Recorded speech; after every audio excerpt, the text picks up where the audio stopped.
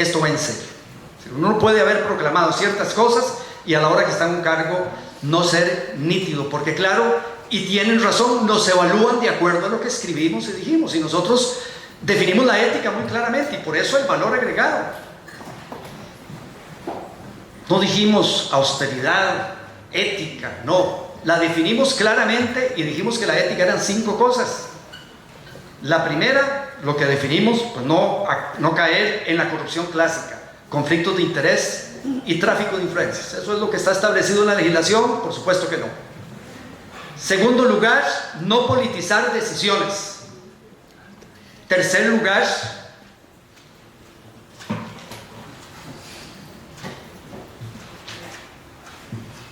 voy a decirlo así, el orden en que debe decirse, porque todo esto lo tenemos escrito en el pacto.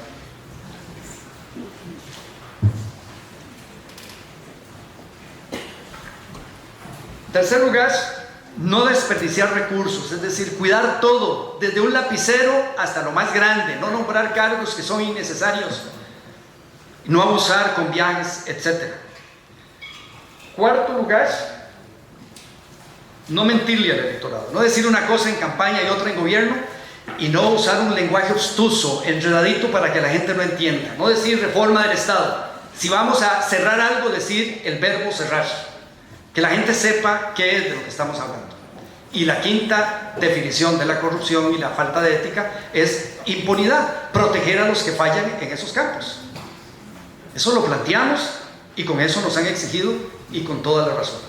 Pocas las fallas, pero hay que pensar en eso y seguir entonces confiando en nosotros mismos. Si nosotros mismos flexibilizamos las reglas, nosotros mismos entramos en desconfianzas con nosotros mismos, en inseguridades, porque para ir a hablar al electorado en las circunstancias en que estamos tenemos que estar seguros de nuestros espacios en la parte conceptual y en el tema fundamental del país, hoy todavía más relevante, en el tema de la ética. Pero hay otro factor que nos diferencia, un factor que digamos no es positivo, pero que sí somos diferentes que otros partidos. ¿Y saben qué es? Es algo que me duele a mí mucho. Y es la incapacidad para aclarar y defendernos de las acusaciones terribles que se nos hacen.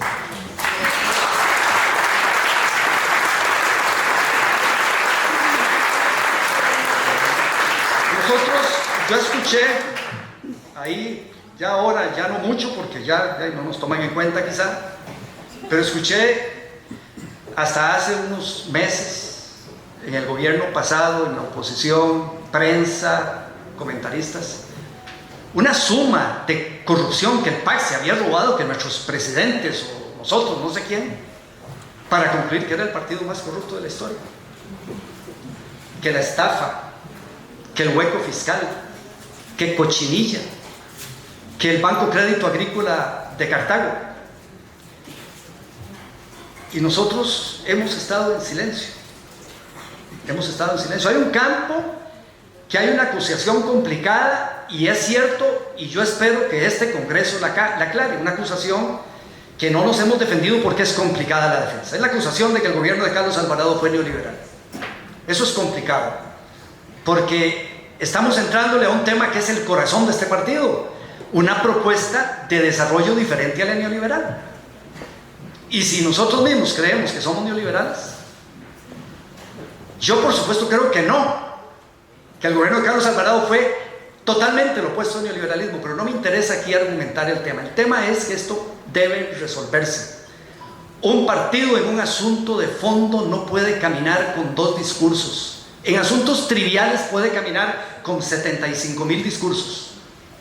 Pero en un asunto sobre el tema de la eficiencia del Estado, el tema de la disciplina fiscal, el tema de acuerdos políticos para lograrlo, si caminamos con lenguajes diferentes, no vamos a tener éxito electoral. Al electorado hay que llegarle con una narrativa. No estoy hablando de que estemos ahí todos como en plomo, con una sola narrativa. Siempre digo este servidor, nunca nadie me dijo que estaba muy bonita la metáfora, pero la voy a repetir hoy, que nosotros somos un partido que nos movemos conceptualmente entre el trópico de Capricornio y el trópico de Cáncer. No estamos en el Ecuador, nos movemos ahí, en temas y con flexibilidades.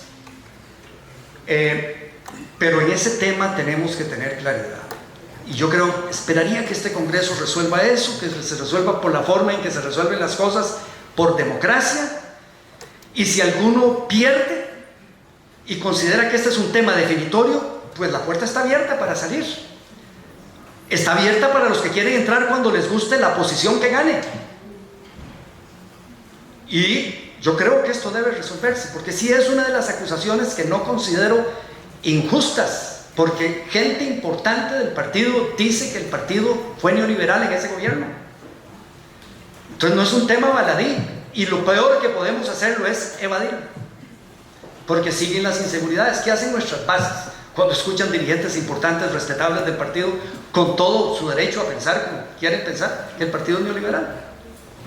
Entonces yo espero que eso se aclare, y aquí nadie está amarrado con cadenas. Pero sí, el tema es de fondo, no es baladí, es un tema que un partido tiene que hablar con un lenguaje nada más, no con dos. Y los otros temas es donde yo, digamos, me sorprendo de nuestra disposición a no defendernos. La estafa. Los tribunales encontraron a un estafador, dijeron en la sentencia que ese es el autor intelectual. Es un tema judicialmente resolvió toda la controversia. No identificaron más personas del Comité Ejecutivo, de la Comisión Política, menos de la Asamblea Nacional como actores intelectuales o ejecutores de la estafa. Al partido se le multa, el partido no se le ha castigado por estafador, se le multa por algo que está en el derecho de este país. Que si una persona empleada de una institución comete un error, a la persona se le aplican las penas que haya que aplicarle, pero a la institución se le castiga con una multa. Por fallar en leyendo, latinazo o bogadil, por fallar en elegir y en vigilando, en vigilar. Si este colegio de ingenieros agrónomos, un chofer del colegio va y se estrella y mata a alguien en horas de trabajo, y con el cargo del colegio lo castigan por asesinato, calificado, yo no sé qué, pero al colegio le ponen un multón. Eso no quiere decir que este colegio gregariamente sea un asesino. El partido no ha estafado a nadie, el partido fue multado. Y yo no entiendo por qué eso no se explicó en la última campaña, no se explica cómo caminan por las calles nuestros seguidores sin tener esa claridad, que no tienen por qué tenerla. Yo mismo tuve que educarme en derecho para entender esto hace muchísimos años. El tema del hueco fiscal. Don Luis Guillermo y don Helio, ¿por qué ustedes no han escrito un artículo diciendo que no se robaron un solo 5? Fue una cosa de necesidad. Se giraron recursos sin autorización legislativa, pero si no lo giran, el país entra en mora y nos condenan. Pero no se han robado un solo 5. Yo he oído el verbo robar aplicado múltiples veces a eso. Yo pongo las manos en el fuego, ni un 5, ni con mala intención, ni para beneficiar a nadie lo hicieron. Si no se giraban esos fondos, este país entraba en mora y en una calamidad económica. Y nosotros, yo no he visto ese artículo, expresidente Luis Guillermo. Usted merece escribirse ese artículo. El tema de Cochinilla. El tema de Cochinilla, en primer lugar, este cuento de 78,000 millones no es cierto.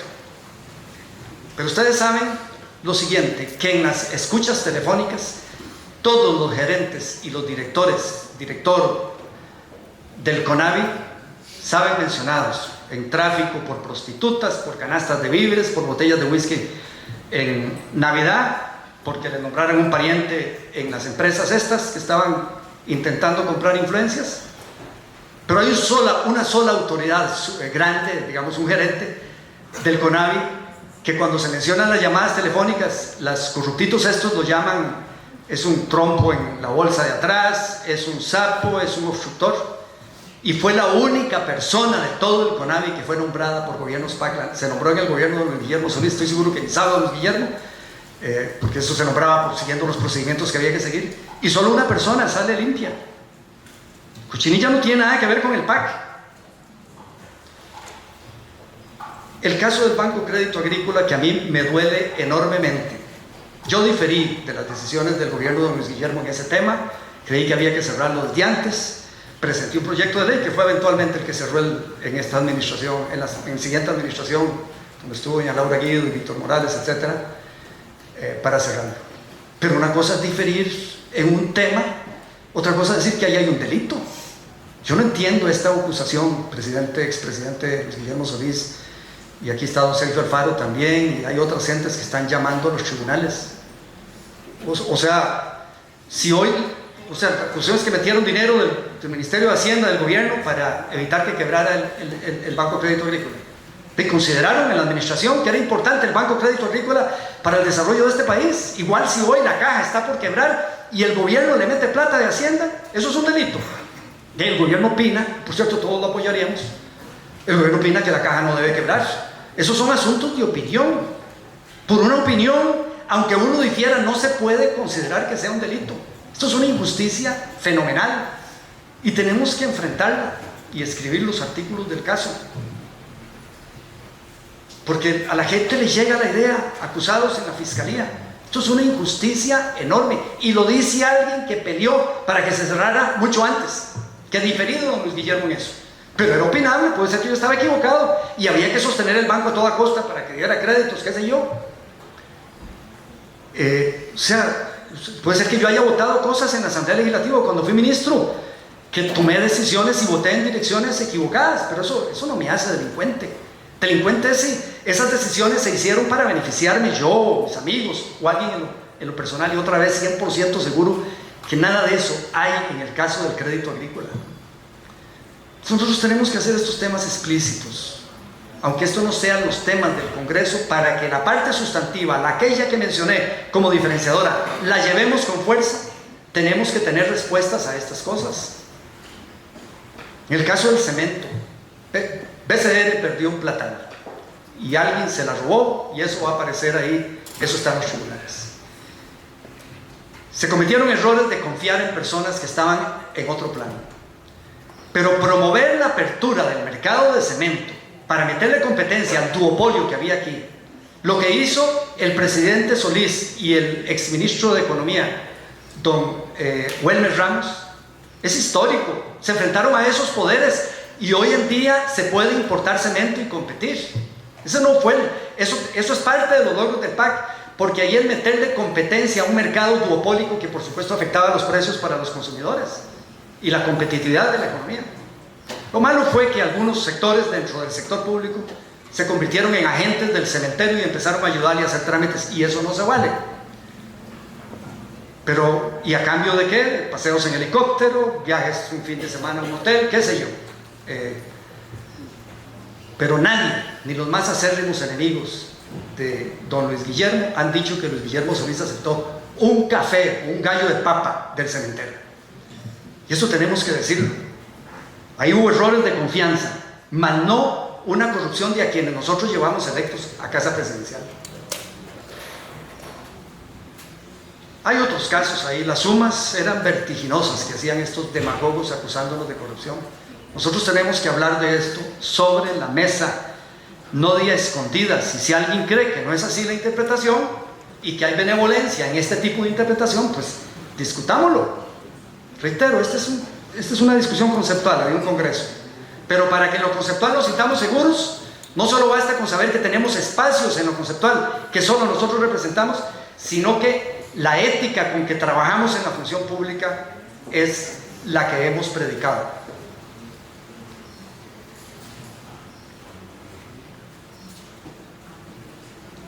Todo esto debe explicarse. Yo creo que lo merece Costa Rica, lo merecen nuestros votantes y lo merecen las personas que injustamente a veces se les califica. Porque ¿cómo vamos a ir nosotros a otra campaña si estas cosas no están claras?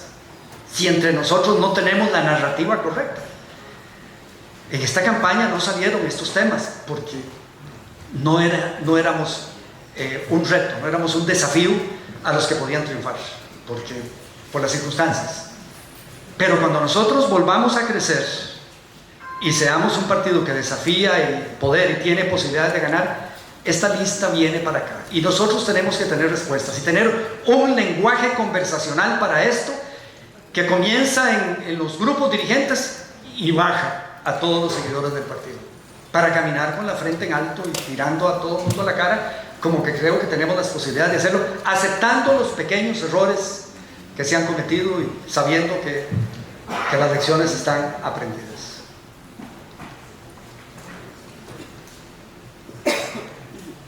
Yo les quiero decir esto, otra inquietud que hay ahí, pero es la inquietud de que cómo no somos neoliberales, dos gobiernos, cómo no detuvimos la concentración del ingreso, redujimos la pobreza, cómo no,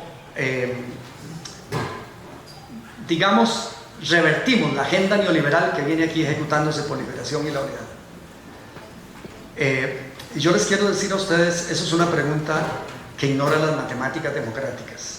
Con los pocos diputados que tuvieron don Luis Guillermo y don Carlos, es muy difícil hacer cambios estructurales, pero se hizo algo importante y fue detener, por lo menos se detuvo esa onda neoliberal. Con la crisis fiscal heredada de los dos últimos gobiernos liberacionistas y con la pandemia, el neoliberalismo de la Unidad y Liberación hubiesen hecho fiesta con el Estado Social de Derecho. De hecho, desde un muy inicio querían que se tomaran medidas de ese tipo, pero se logró salir de ahí sin tocar el Estado Social de Derecho. Débil porque las finanzas no han permitido, pero ahí está la institucionalidad lista para cuando haya una situación financiera más saludable, fondearla y proseguir con esa ruta, valga la redundancia, progresista en que nosotros creemos. Entonces, es ser indiferentes o ignorar las matemáticas de la Asamblea Legislativa el reclamar que no se revirtieran aquí grandes tendencias creadas por el neoliberalismo. Yo digo, un gran logro detenerlas a pesar de las crisis fiscales y de demostrar que las cosas se podían hacer diferentes. Y esa es otra narrativa que tenemos que llevar a Costa Rica. Cuando se reclaman las cosas, si nosotros o ustedes los dirigentes no tienen respuestas claras, la inseguridad va a cundir en el partido, y entonces la energía que el PAC construye, que no es con dádivas, con clientelismo, yo le doy becas, suprimo, yo le hago ese camino, yo le hago ese acueducto, sino inspirando en la claridad, la razonabilidad, la lógica de nuestra propuesta, no va a llegar con fuerza si nosotros mismos no tenemos respuestas. Cierro mis palabras reiterándoles que el PAC es relevante, que este Congreso es relevante, y deseándoles lo mejor en sus deliberaciones.